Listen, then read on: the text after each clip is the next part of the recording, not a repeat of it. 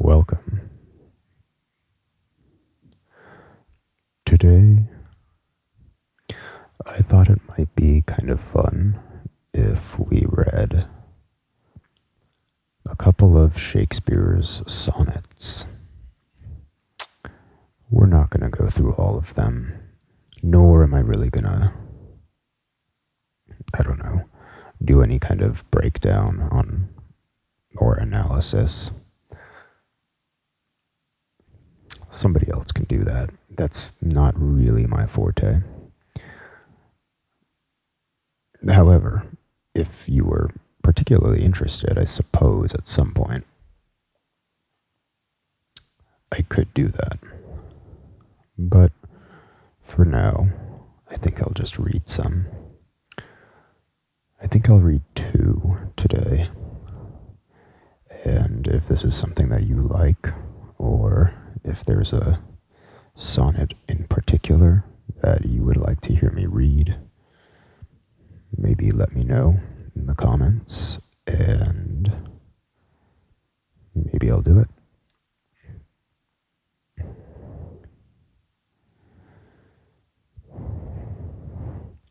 This is from an edition of the complete works of William Shakespeare.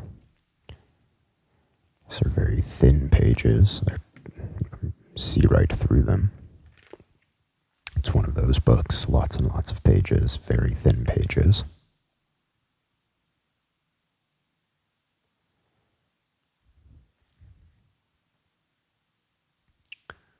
Before I get started, I just want to let you know that I believe my neighbors upstairs are building something because there's a lot of hammering happening. In addition to that, I've also got the air conditioning on in here because it's still rather warm where I am. So hopefully that's not a problem. If it is, I apologize. But I feel like it'll just add to the vibe. It's still quite warm.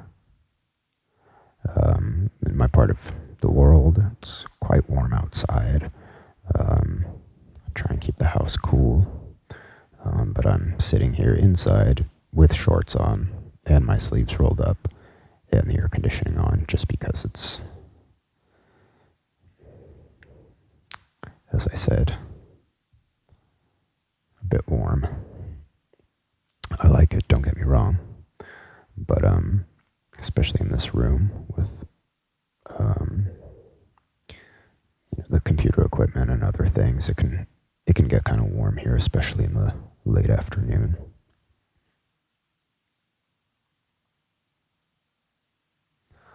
All right, so let's get started. The first one I'm going to read today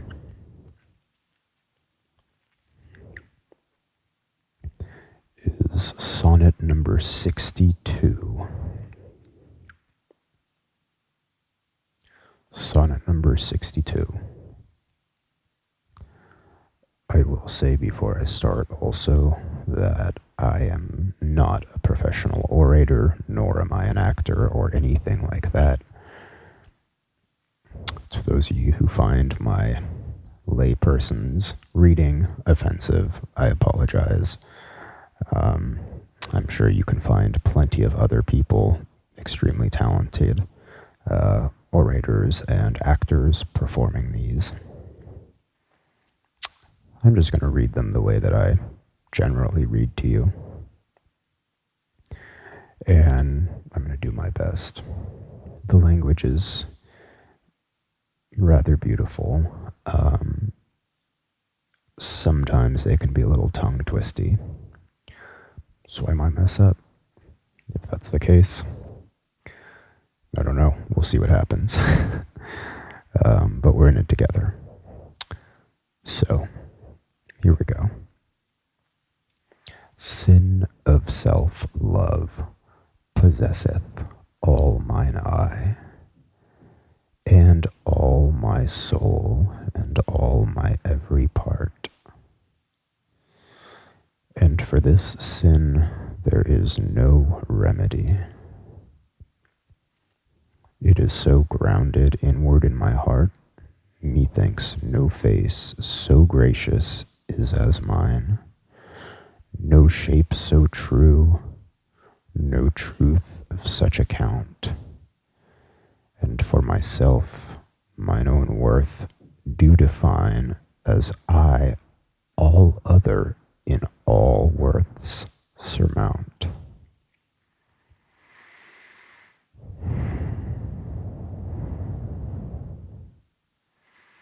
But when my glass shows me myself indeed, beaded and chapped with tanned antiquity, mine own self-love quite contrary I read. Self so self-loving were iniquity. 'Tis thee, myself, that for myself I praise, painting my age with beauty of thy days.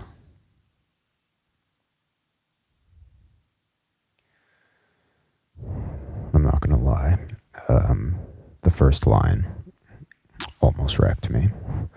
That's a lot of S's in there. Sin of self-love possesseth all mine eye. That one might not be hard for you, but for me that's a little bit difficult. I struggled with my S's as a child and as an adult.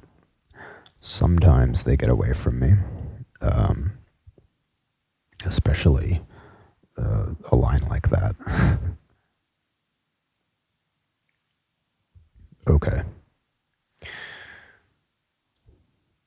Let's do one more.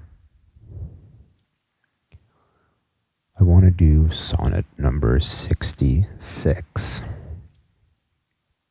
Not just because it's on the opposite side of the page, or the book, I suppose, on the other side of the spine,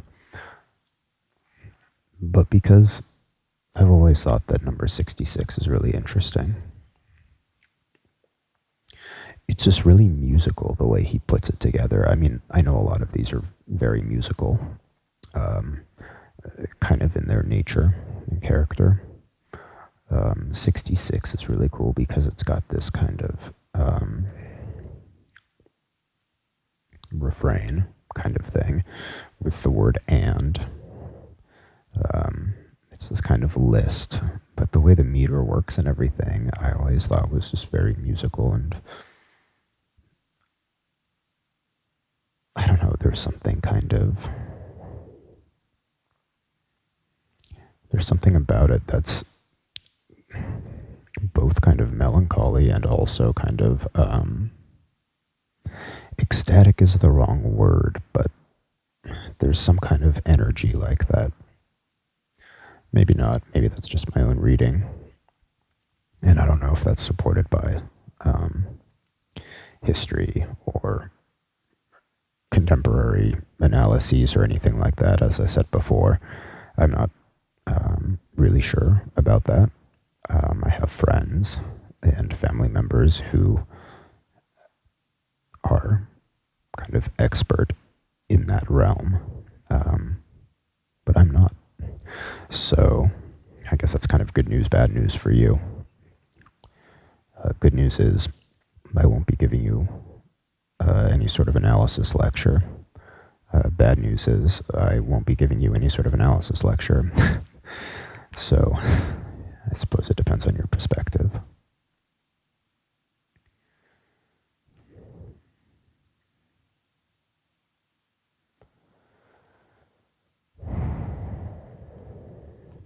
I'm just kind of reading through this in my head right now. I want to see if there's any words that are going to trip me up here. It's been a while since I've read these aloud. Actually, just tell a quick little side story.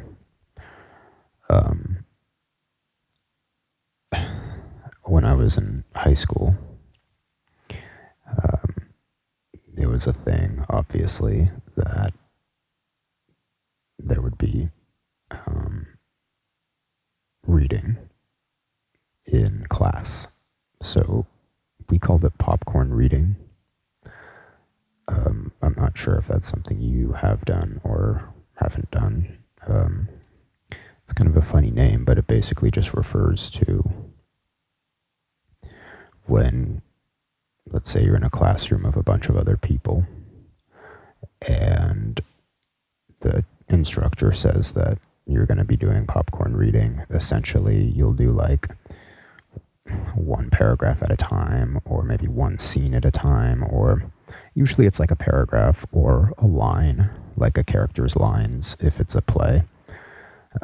And you go around the whole class, and everybody reads some of it. It's kind of a good way to get people to participate. It was always kind of funny though, because everybody's got their own way of interpreting a narrative. And if we're being honest, I think in a lot of cases, there wasn't even a lot of that going on. It was just reading, and everyone's got a much different approach to reading. And this popcorn reading thing was really sort of interesting in high school because it was common to do in class when we were studying Shakespeare. So, one of the kind of go-to, or at least at the time, go-to plays for high schoolers to read: Romeo and Juliet, Hamlet. I think there were a couple of other ones. It was always kind of fun to have each member of the class kind of fumble their way through this very old type of English, sort of Middle English of the Renaissance, 1500s and 1600s. I don't know. I guess what I'm trying to say is it was, for me, it was just kind of fun to hear my friends speak this Shakespearean English with their extremely contemporary American accents. I thought it was cool. Okay. Let's do Sonnet 66.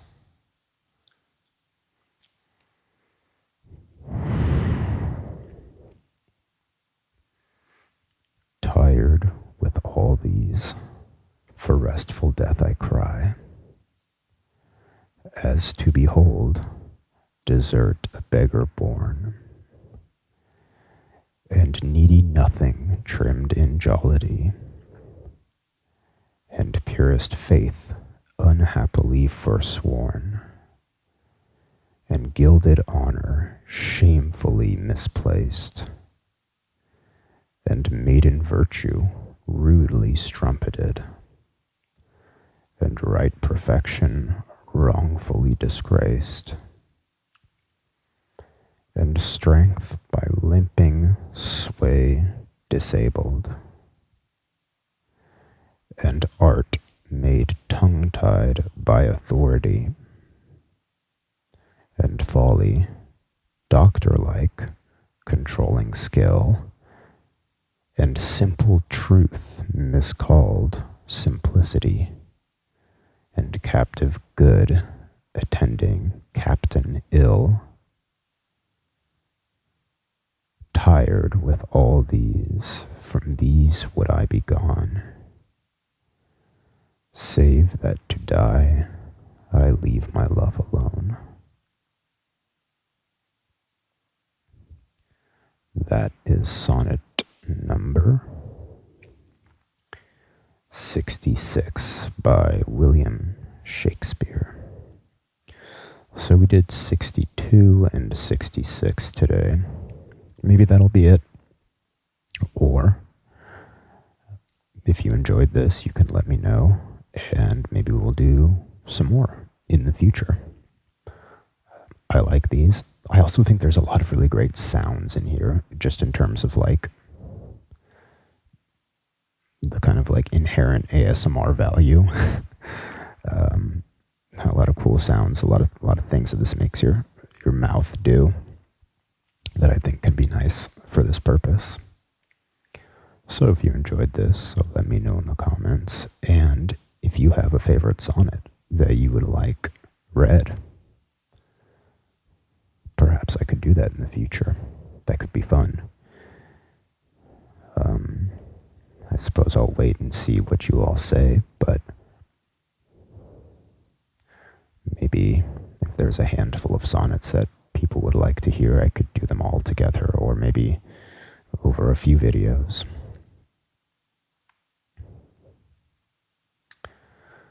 Well, thank you for being here with me today and listening. I hope you have a great day, night, evening, afternoon, morning, and I will see you next time.